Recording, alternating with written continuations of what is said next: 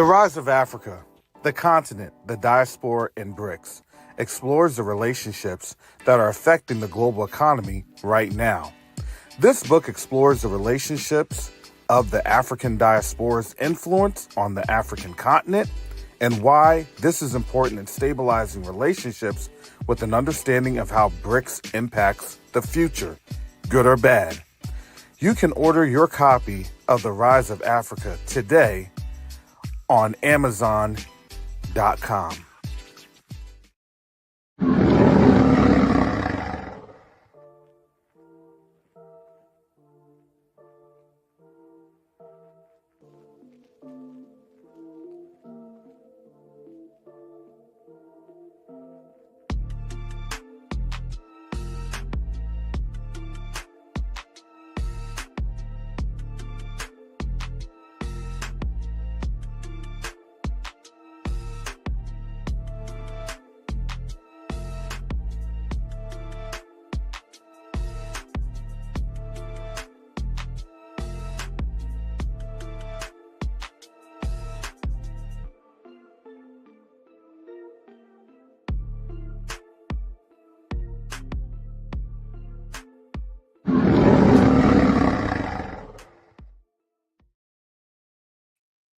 Shalom, Salama, Siyeme, Shalom. Greetings to all my Israelite brothers and sisters from around the world, whether you're the bloodline of Abraham, Isaac, and Jacob, the house of Israel, or you're a Gentile grafted into the house under the blood of Yahushua HaMashiach. I welcome you this morning. This morning, while the snake is eating itself, you cannot make this on up. The snake is literally eating itself. And I guess for these Gentiles right now, picking up a copy of The Rise of Africa, the Continent, the Diaspora, and BRICS would probably be a what's the word that they would call that? A foundational material, foundational topics. That is where you get your baseline. I do have to say I am proud that the Most High gave me a little bit of time and heads up to write the book before I had to go back into quasi public service. Quasi is the optimal word. I don't even know if it's public service. But I understand why the Most High has me doing what I'm doing, and that he is laughing at me every moment of my 8-hour day. So instead of being the one to get the breaking news, I'm in a place I can't even have my cell phone on out. So I'm not even able to check my news. And as I'm driving home after my job, at least, kind of, sort of, I guess.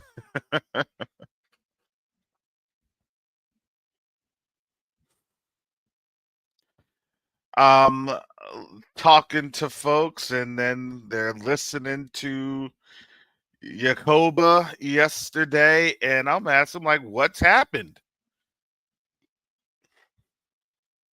What have I missed?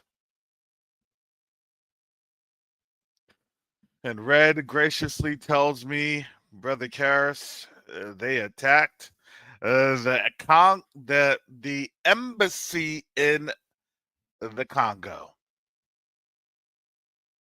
in the Democratic Republic of Congo. I said, well, that's a big deal.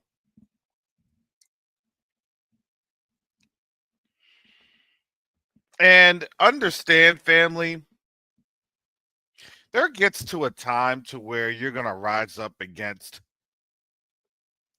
this asymmetrical warfare, this information warfare, this economic warfare, because people don't want to take it anymore.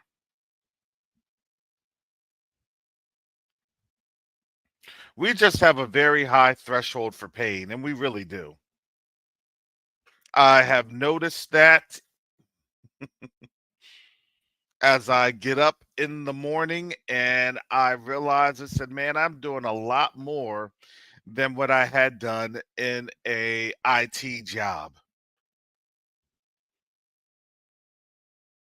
And there are certain days, actually these last couple days, I was thinking, I said, I don't know if I'm going to hold on out.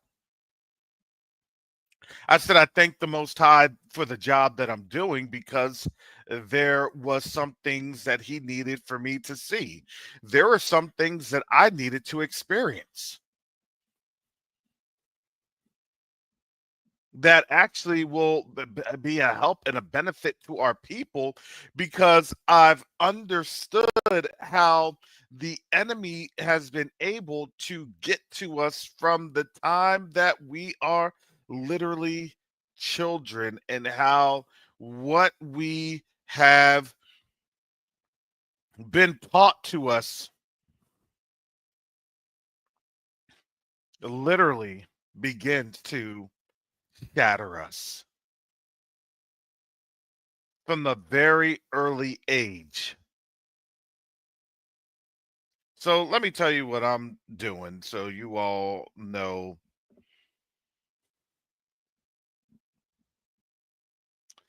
So after trying to even apply for Publix, Walmart, Target, and BJ's,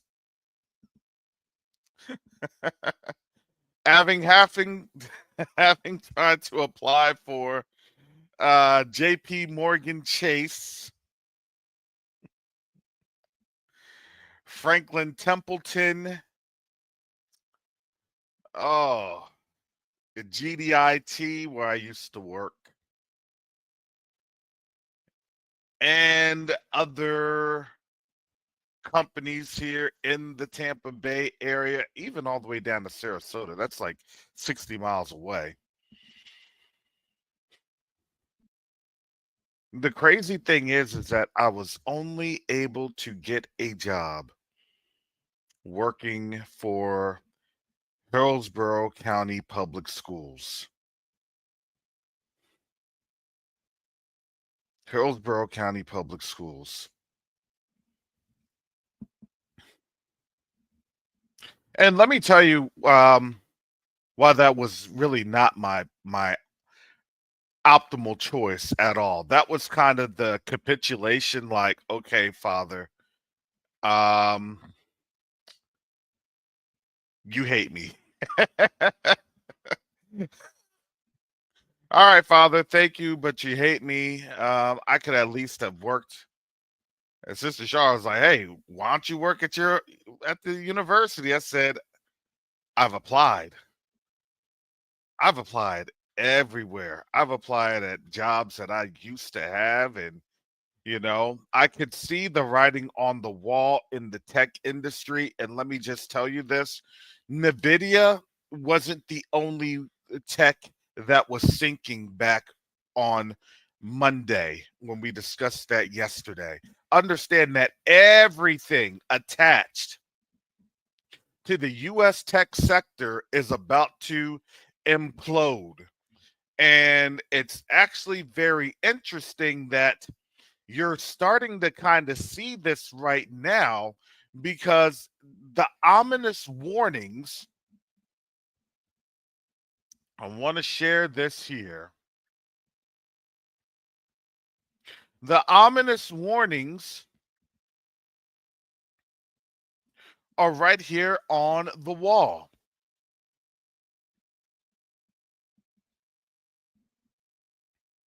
So, shout out to Yakoba. He went over the Congo embassy burning.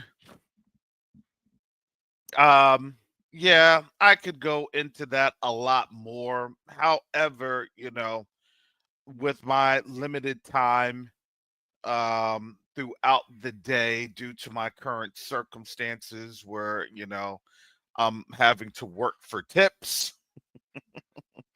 Well, let me go um and do my best to show you what this internal cannibalization looks like. And shout out to Sister Chantel when she was talking about the snake eating itself, Ouroboros. And that is going to be something that either I take up the mantle to do, or maybe even I would uh, shout out. I'm talking to you, Minister Jacob. I'm bringing your name up. I'll put my name in your mouth for a teaching.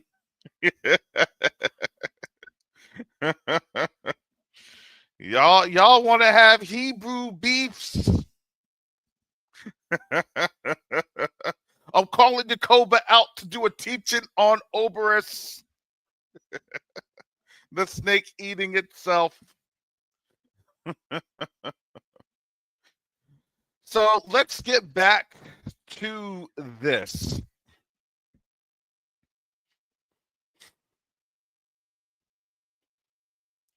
When we are looking at things going on in the nation, right? I always say, don't look at the symptom. There's more than the symptom. Okay, listen. If if somebody's catching a cold, like I am, well, I know that there's a symptom of my head cold. I've tried to treat my head cold, but I know that my head cold is because I'm dealing with students all day.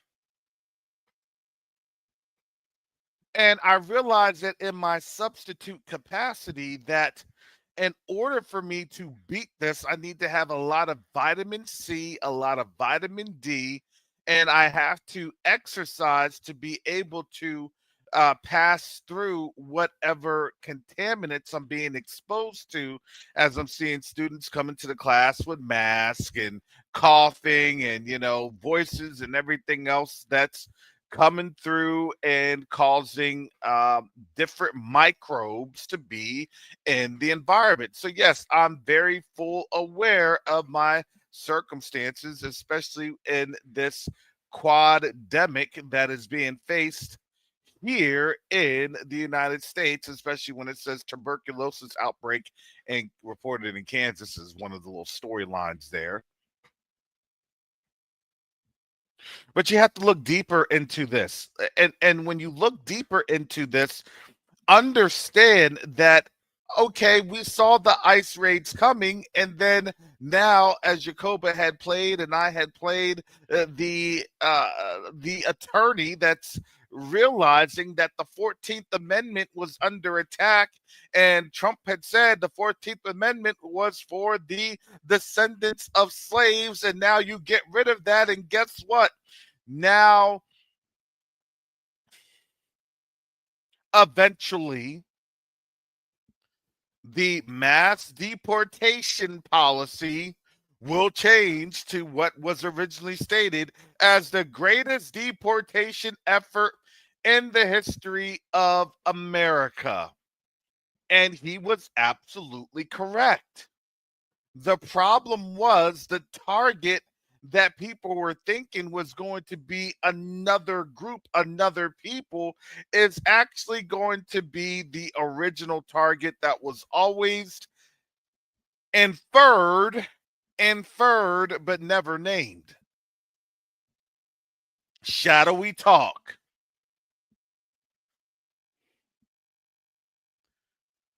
So now let me tell you the steps to this debacle, because I want you all to understand what is happening right now in America. America is changing before your eyes every single day. In less than 10 days, things have changed. In less than 10 days, Medicaid is shut off. And yes, that now is an existential emergency, that I'm going to have to figure on out with my dad. Everybody here probably has a loved one or themselves that is facing crises.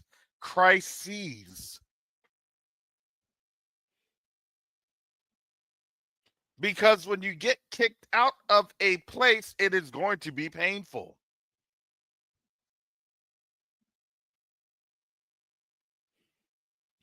Folks weren't just up and saying, "Yay, we're out of here, yay." No, it was relatively painful because there was a lot of loss, pain, sorrow that was being dealt with when the children of Israel left Mizraim the first time, left the house of bondage the first time. Now we're leaving America, the house of bondage 2.0.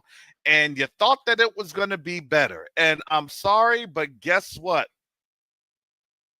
The Hegelian dialect of we got to do it for the kids.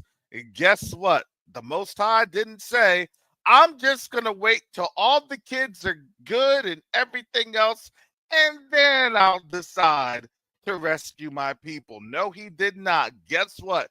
The kids are resilient. Trust me, I know. I'm in the classroom. I'm dealing with them. I'm conversing with them. Ironically, I am a English and language arts teacher this week. I had to laugh at that one. But the funny thing is about this week, I'm talking to my committee chair to finally get this dissertation done, to get all the you know the conferrals and everything else.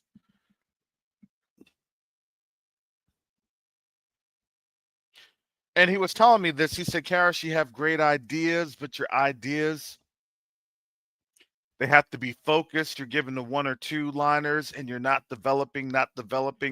And let me tell you, as I have been spending time with these kids, I started to understand the way that I needed to talk, the way that I needed to speak, the way that I needed to have clarity and direction.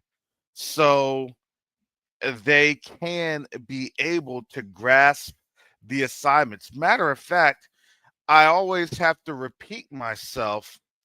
And honestly, repeating yourself and repetition is not a bad thing, especially with the age group I'm teaching. You know, they're kind of those in-betweeners in the middle school setting. And, they have to have a lot more direction and focused even when I'm subbing, as they would deem an honors or advanced class of sorts.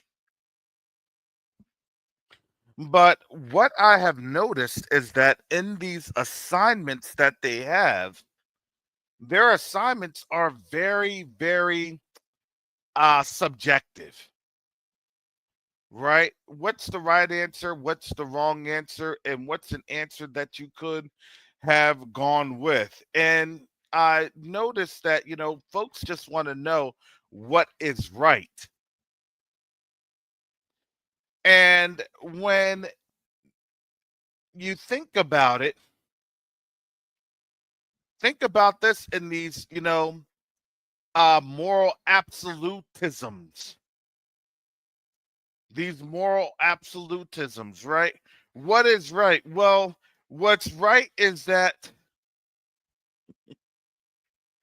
you have no war. We're doing a discussion about war and things of that nature.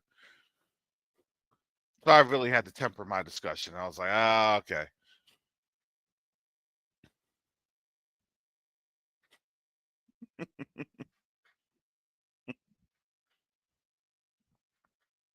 Hey, I'm sorry. I have to give it to those white folks, those Gentile kids. They're like, you got to go to war if you're dying. You got to survive.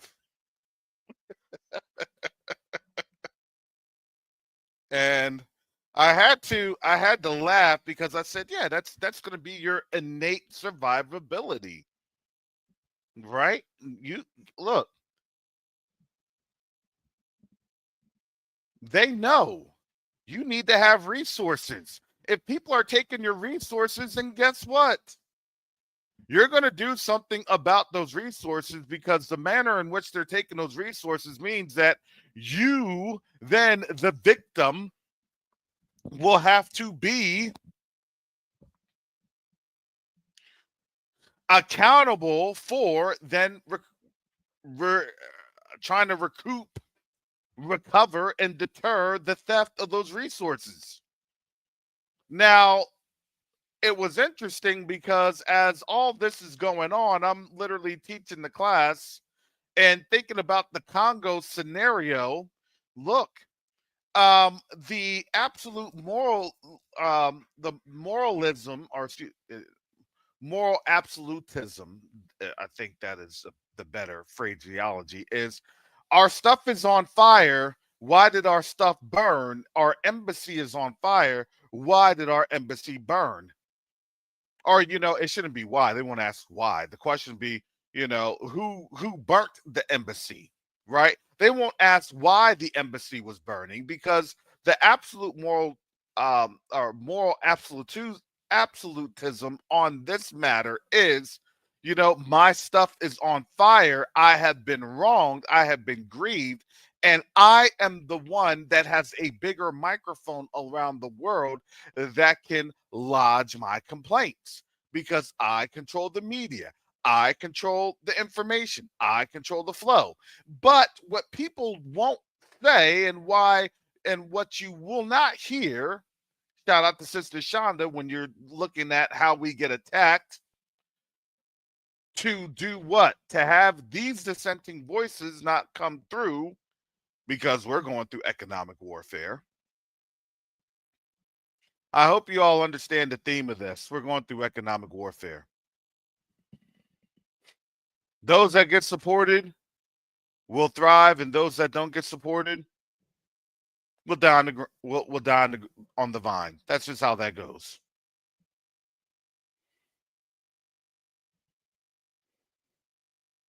So, any bit of support for this channel, it does go a long way. It helps me to go here to at least spend time with you all and give you all something to think about. Because when you think about it and then you actually see it playing out, I'm not a prophet. No one, I'm not a prophet. I'm not calling myself one. I'm just calling myself an analyst and a strategist. That's who I am. That's what I've always been. And I thank the Most High that He has given me wisdom and foresight and understanding to then be able to strategize and have a game plan for this time. And boy, oh boy, would you believe that the Most High literally has something that is in the winds, in the wings.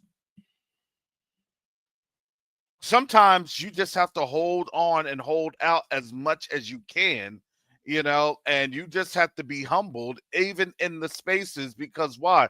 Because I had to understand that during this time, yeah, I could speak to adults, I could speak to grown-ups all I want. But let me tell you, the adults and the grown-ups, guess what? They're going to get older. We're all going to get older. But you want to know who the time how we need to invest? Because guess what? The enemy definitely invests their time into the future. Because why? Because they want to have the same wickedness, the same crop of wickedness, to be even more wicked come up. And I see that here in Babylon. And guess what? Babylon is making sure that it was doing its best. Excuse me, family.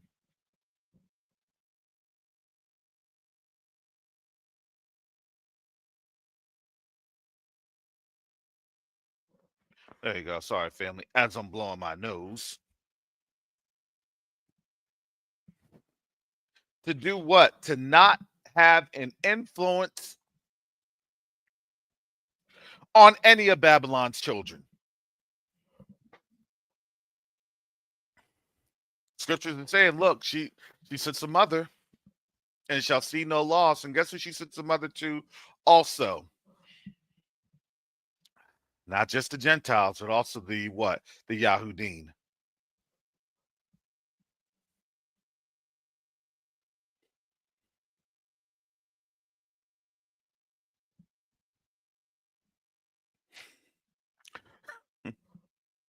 Couple of funny stories yesterday. There was a young Hebrew child, 8th grade. He said, when is my teacher coming back? He said, because you're not like the sub we had last week. You got us doing too much.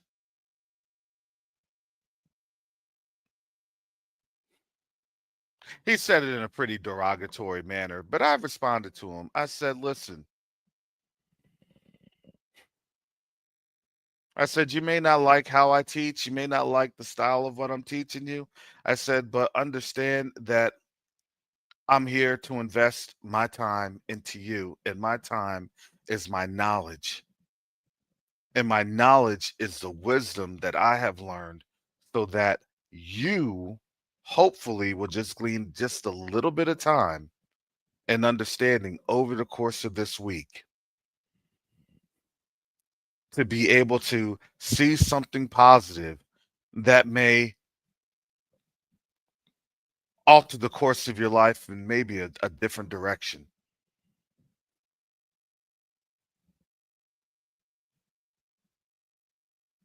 Because here's the thing, it's very weird for them to see a number one, a Hebrew man, and not just a Hebrew man that's not emotionally um, I guess this may be the worst thing to say, but emotionally defective. Because why? Because in this culture of being effeminate,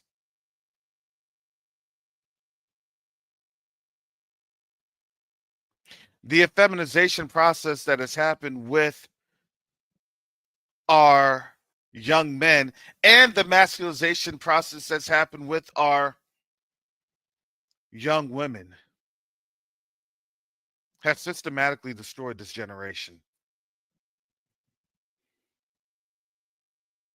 And when people talk about flee, oh, you need to not flee, or you need to do this. No, I'm sorry.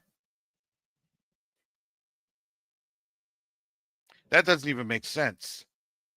Because you want to know why it doesn't make sense? Because they even know that you cannot heal or grow in a situation where you are being abused.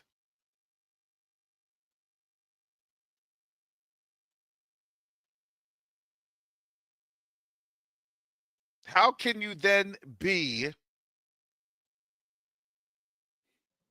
healed of an abusive situation if you're still in the midst of an abuser? I'm sorry, it doesn't work that way. It's never worked that way.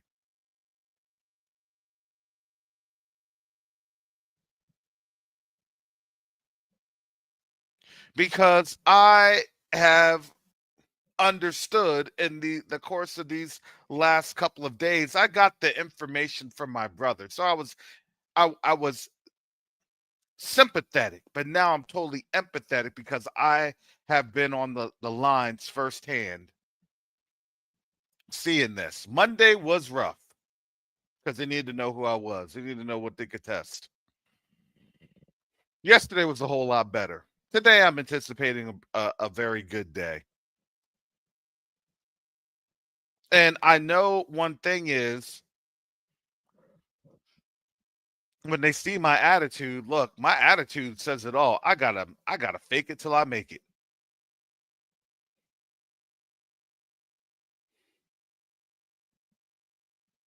Hi, Mr. Copeland. Hey, Mr. Copeland. And you know what I do? I do every single thing that I've learned over the course of my knowledge in business. Learning people's names, learning people's faces, repeating people's names, recognizing folks' faces, and then being able to give an upright, positive influence. Hey, that looks great. That looks good. You know what? I know that there's something else that can make that even better. Let me tell you this. It doesn't just work on children, that actually works on adults too. It does.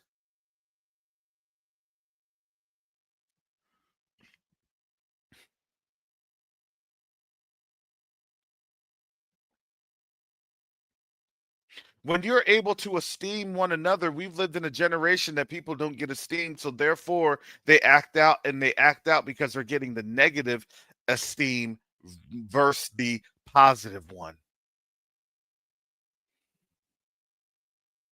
Oh, you could be esteemed in a negative manner. You could be esteemed in a Reddit article about a 20-year-old native from Tampa that's now on death row. Oh, you can have that negative esteeming. Or you could have a positive esteeming that isn't really in the articles of shaping someone's future. Because here's the thing, what we need to do is we need to esteem our young men and women. Because why? Because we have learned from our oppressors to hate on one another, to negatively, literally talk down to one another, and we're doing the job of destroying our own people.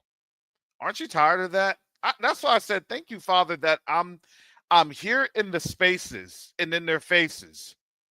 See, the Most High. Let me tell you how funny the Most High is. You can talk all you want behind the scenes. You can talk all you want. I know you see me on the radio. I know you hear me on the radio. True. But them children should need some attention because they ain't getting no. I'm sorry, that was a shameless Julia Mafia remix on the hook.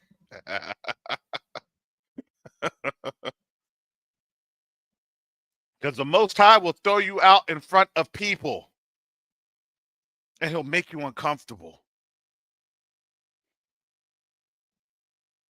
And when you're made to be uncomfortable, you're made to realize that that uncomfortability is not for you, but for him.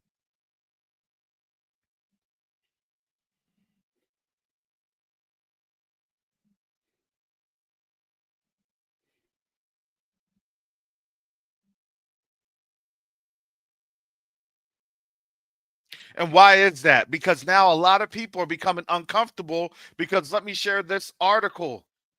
Trump administration offers roughly 2 million federal workers a buyout to resign. An email went out to the federal workforce Tuesday evening. That was yesterday.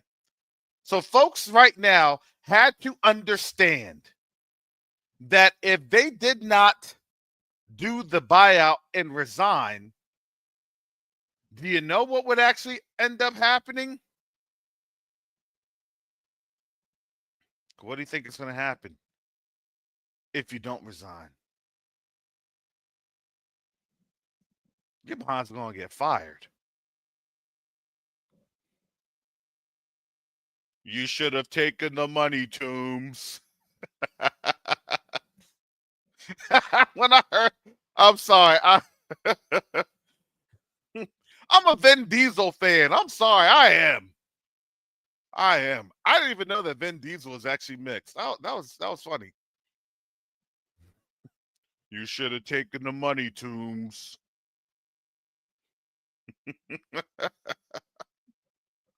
Because why? Because they're telling you if you don't take the money, you're gonna get fired anyway. to me, see, you have to understand how the federal workforce operates. They operate in 90-day cycles, 90-day cycles, 90-day cycles. Hey, we're offering this to you and here in June, or excuse me, in January, because by April we're going to give you a 90-day notice so that by July your behind is bye-bye. In July. Oh, that's that English and language arts coming on out. We doing some poetry. Them kids have had a great treat with Mr. Copeland. Look, they said I was a cool teacher. Like, cool, Mr. Copeland, but you make us do work. I said, no, I make you all think. I said, because when I'm in a nursing home, I want to have a highly educated generation changing my diaper when I get older. So we all gonna get older. That's just part of life. Say that to some 13, 14-year olds.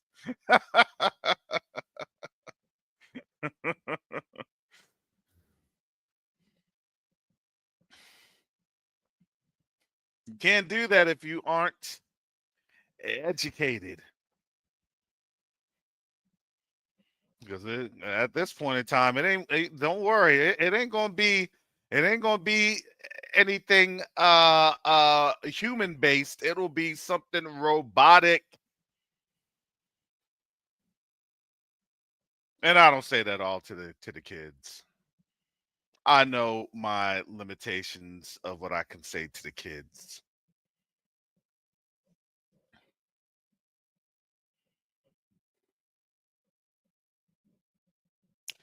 You know, it is. What are they doing? What are they trying to tell you that they're doing?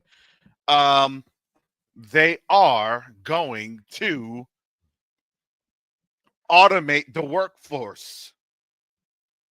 And then when the workforce gets automated at the federal level, the workforce will be automated at the private level. That's how that goes.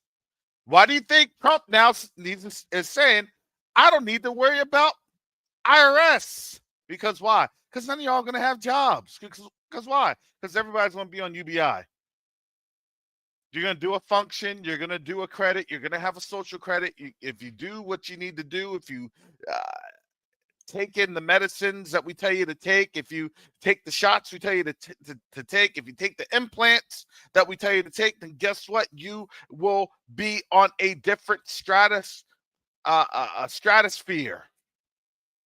within the UBI system, the new social credit system. Because why? Because they totally are getting destroyed by China. Am I allowed to say it? Am I allowed to say what our new masters are? I better get on Red Note. I better get that Rosetta Stone peeled on out and start getting my Mandarin on. How do I say shalom in Mandarin? Ni hao, ni hao.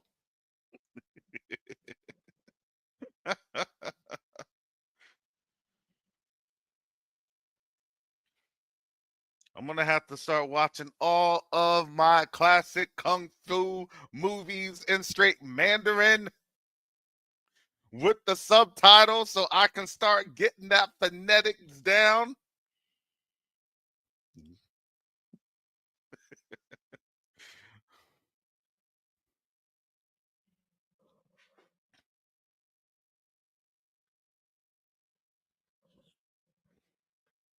So let me get into this article here so you can understand where this is going.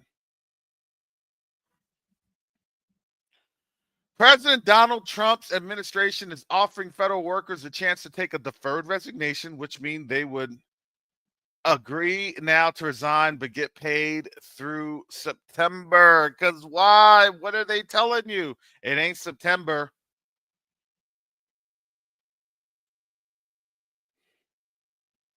All those that were hard-headed, guess what? I'm telling you, they're going to be done by July, by the end of this fiscal year. September 30th is the end. That's what they're trying to tell you. Paid through September 30th. Why? Because 1 October, July, which is fiscal year 2026, for the federal government, they will have the reduction in workforce. I think they even said some ridiculous, insane number like 50% too. That was even said. They tell you that, but if you don't pay attention, you're just gonna be like, they they've lost their minds. No, they haven't. They haven't lost their minds. This is literally called a bankruptcy. America's bankrupt because America is not just bankrupt. America's a corporation. So when a corporation is bankrupt, the corporation right now is going through bankruptcy procedures or proceedings. In those bankruptcy proceedings, you have to disclose a reduction in workforce. And then from that reduction in workforce, you have a reduction in what? Federal assets. That includes land, buildings, and other real estate assets. Then from there, you even have the potential. Yep, authentic Israelites said it. That's why they'll crash the market to steal people's money. Absolutely. Is the market crash coming? Yeah, it's coming. I don't think it's going to be coming in these next couple of like weeks or months as people are talking about. Oh, it's going to be here in April, May. No, it's not, because what they don't want to have happen, um, they want to gear up to fight Russia and China. Part of gearing up to fight Russia and China is you got to make people mad. You got to make people angry, which means you got to make people starve. When people are starving, people get angry, and when people get angry, people want to have a target to take that anger out, not realizing that their anger was geared or precipitated on the fact that you're just in massive debt, and that you had unfair, unequitable hiring and pay policies and things of that nature. That all does not matter.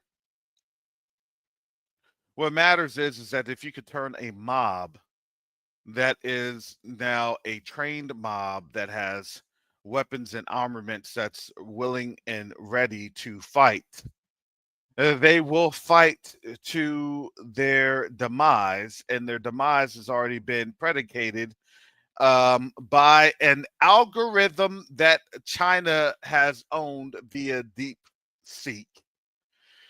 And there you have it. That is the last stage of bankruptcy, your hostile takeover.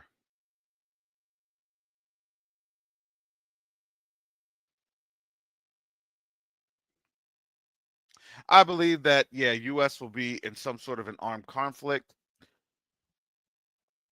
but the armed conflict will be something derived from a place other than. It's an other than sequence.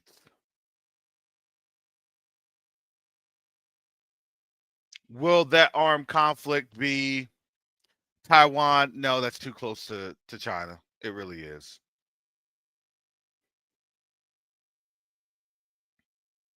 In my opinion, what the US may try to do, I'm just speculating. I'm not saying it's going to happen. I'm just speculating. But the US will try to go after Cuba, so the Straits of Florida can then be maneuverable to get over to the Panama Canal.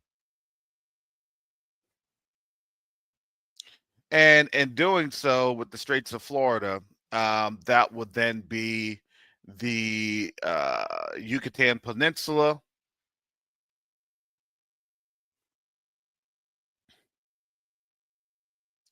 And in the Yucatan Peninsula, yeah, getting down into the Caribbean. You don't really have to go to the Venezuela like that. You could actually dock in places like Jamaica, you know, and some other islands. I would say that Venezuela would probably fight on behalf of China and Russia. That would be a military arm. I would say Venezuela, and my strategic analysis of that, Venezuela is being more than likely armed to the teeth by BRICS members, BRICS associated military, to include Brazil. This is why you heard Puerto Rico, or you heard them say that they'll go to Puerto Rico. Now you're starting to understand the strategic, the geopolitical faction that's going on in this militaristic buildup. That's what's going on.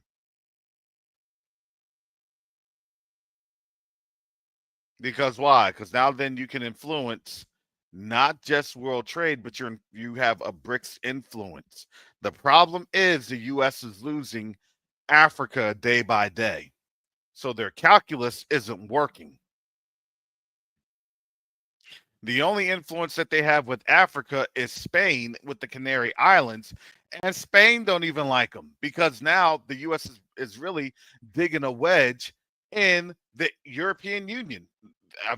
Are we seeing that?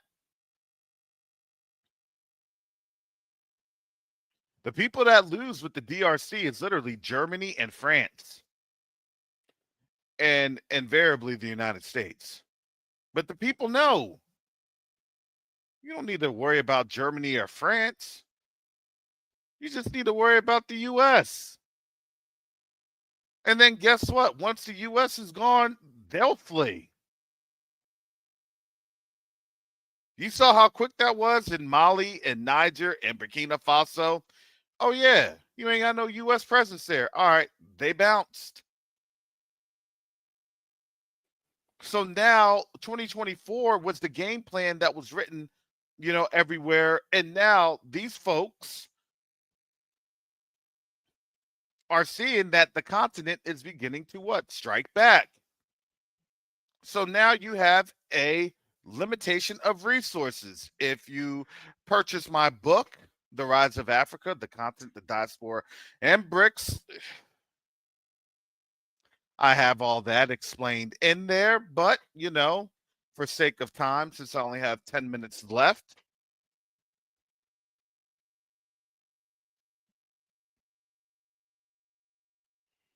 the reduction is occurring. And honestly, I think the Most High, because at this time, the doors are being opened to the continent.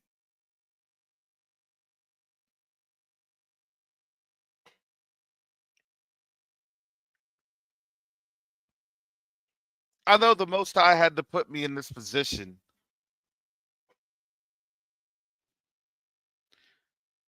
to struggle.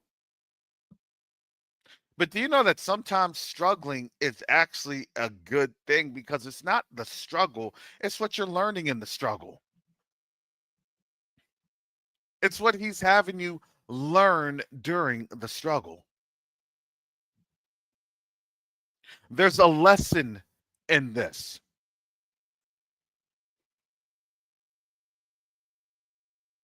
Every day as I get up at about 5:30 in the morning, I don't even get up at 5:30 anymore.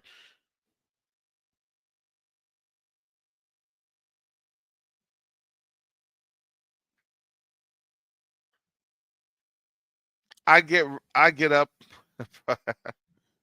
2:30, 3:30, 4:30.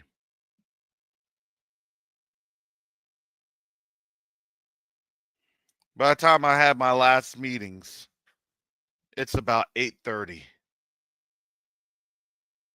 And then I'm wiped. I know tonight it's going to be Wednesdays are those days that I get absolutely wiped.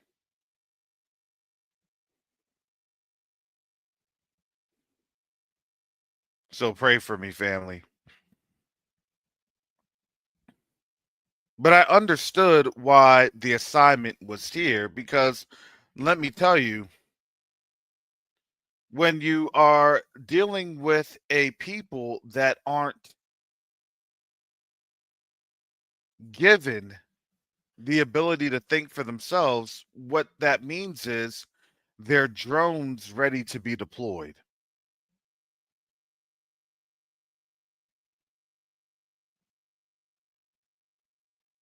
And that's what's happening right now in this generation.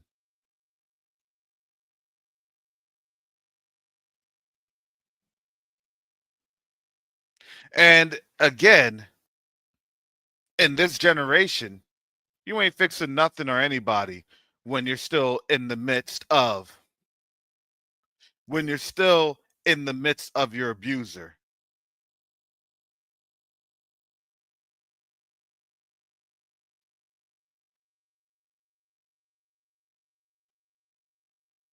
The Most High doesn't just wean you off of things.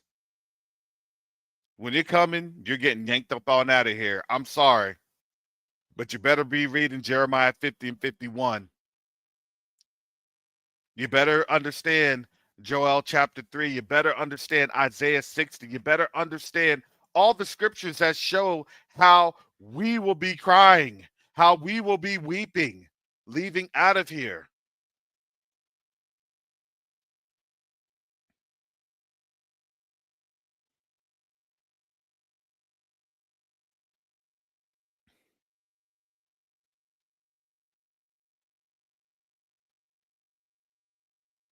But I'm going to tell you, though, that once we are pulled out of this system and we take the time to struggle, to grieve, to process, that's when the healing really begins.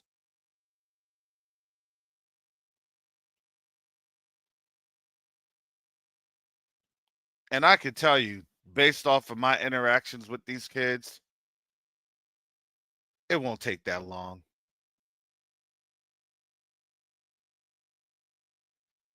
And I really do feel sorry for them because they're going through a lot of this. And I can even tell you, right now why they were so adamant about the TikTok and things of that nature. They're gonna shut down TikTok cold turkey. And when they shut it down, yeah, the content and things of that nature, folks are gonna get watch. The censor police are coming. Because what do they say? All full-time employees are eligible except for members of what? The military, employees of the United States Postal Service, positions related to immigration enforcement and national security and other jobs excluded by agencies. National security.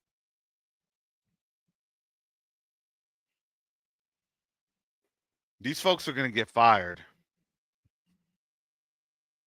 via executive order, via emergency declaration, emergency orders. Trump can't do that. Yes, he can, especially in time of war. Do y'all see where this is going? Do y'all see where this is headed?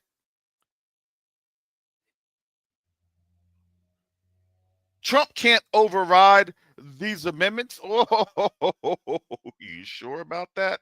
Especially during time of war? Who authorizes war? The Congress. And then all power is consolidated at the executive level. Y'all better understand how this okey doke is coming.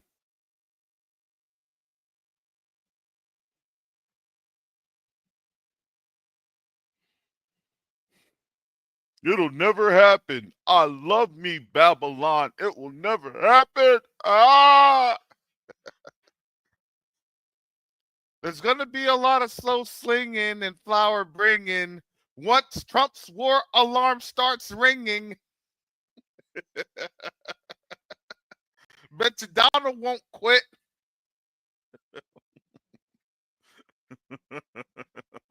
He's got a lot of nukes in the back just wanting to be lit. And Hegseth goes hardcore. U.S. Navy SEALs to your door. No beef, no more, Putin.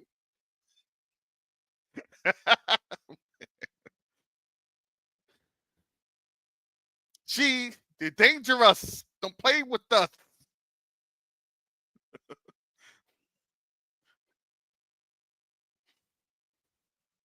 Oh my goodness.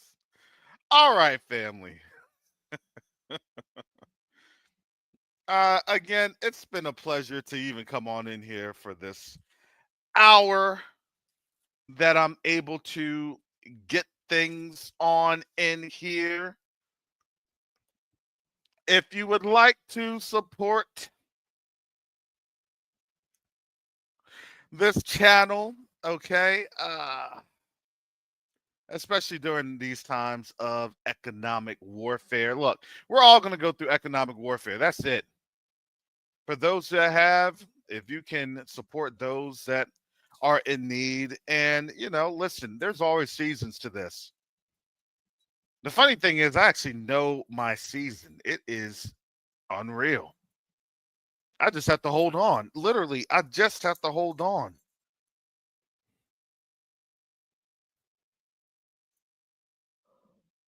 And that's not just me, that's all of us.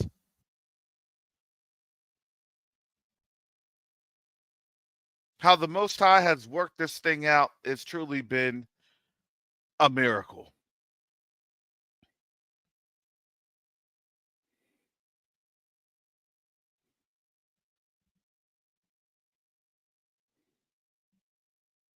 So, family, I will be sharing some different opportunities here on this channel. However, I want you to know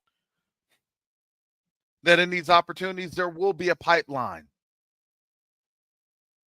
That will be probably in the near and dear future. I'm not going to give a time frame, but in the near and dear future.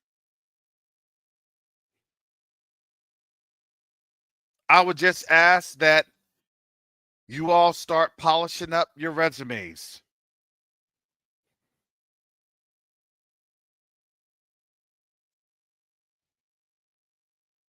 Because if you think that the Most High isn't opening doors, he absolutely is.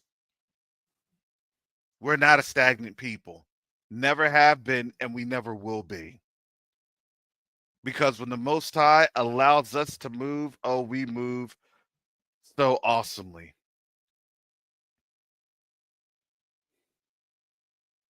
So understand, in their decline,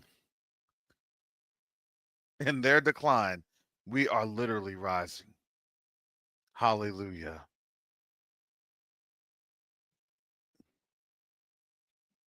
Hallelujah. So again, family, thank you all for your support.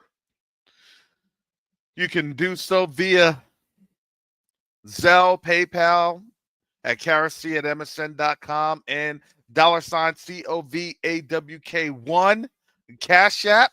And with that said, family, Most High willing, I'll be able to share with you all tomorrow, as literally, I'm telling you, what did we say? Days, hours.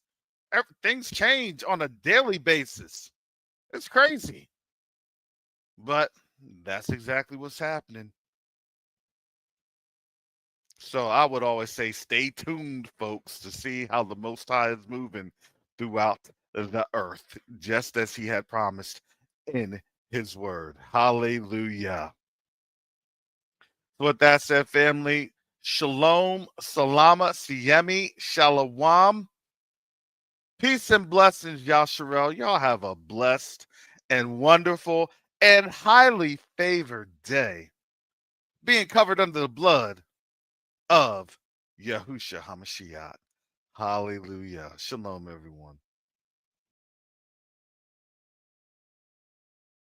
Neo-diplomacy is the new currency. Neo-diplomacy is the new currency. The reason that I can say that is you have a couple of different factors occurring right now as we speak on the world stage. The dollar is being disrupted. Nations are no longer wanting to engage with the United States. But the third factor that affects each and every one of us is that there is a diaspora from the African continent that's willing and able to engage our brothers and sisters on the continent.